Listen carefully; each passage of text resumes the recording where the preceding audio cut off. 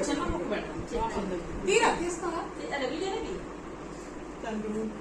అసలు మన లక్ బాగుంది వాడు అమ్మాయి ఉంది లేకపోతే మనమే ఒకళ్ళు తిరిగి ఒకళ్ళు తిరిగి